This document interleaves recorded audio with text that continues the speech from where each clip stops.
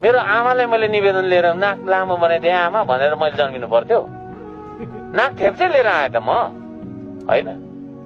अब थेप्चो नाक भइसकेपछि चाहिँ थेप्चेले मात्रै माया गर्छ भने कसले भन्यो? श्रमदानमा चुच्चेले नआउनु भनेको छ र?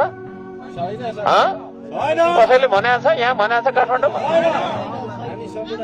आउनु न, छेत्री बाहुन आउनु, कामी दमाई आउनु, को आउनु न, मुस्लिमहरू आउनु, मधेसी आउनु।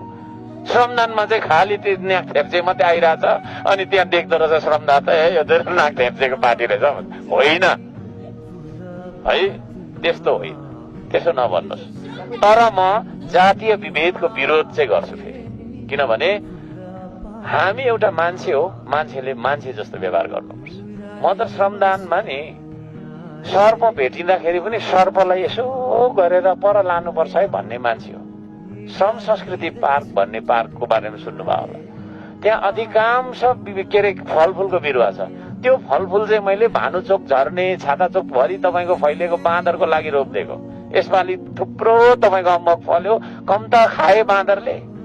अब बाँदरलाई त त्यत्रो माया गर्ने मान्छेले मैले चाहिँ अरू जातीय चाहिँ फल्ना त्यस्तो भन्नु, मैले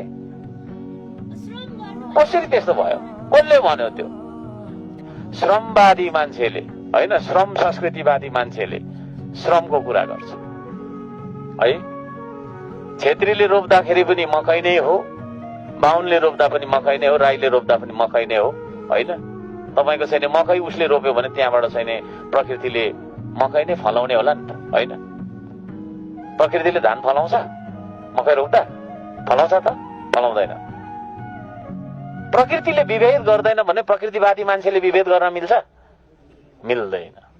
द्याट इज द थिङ। तर योगदानको कुराहरू आउँछ।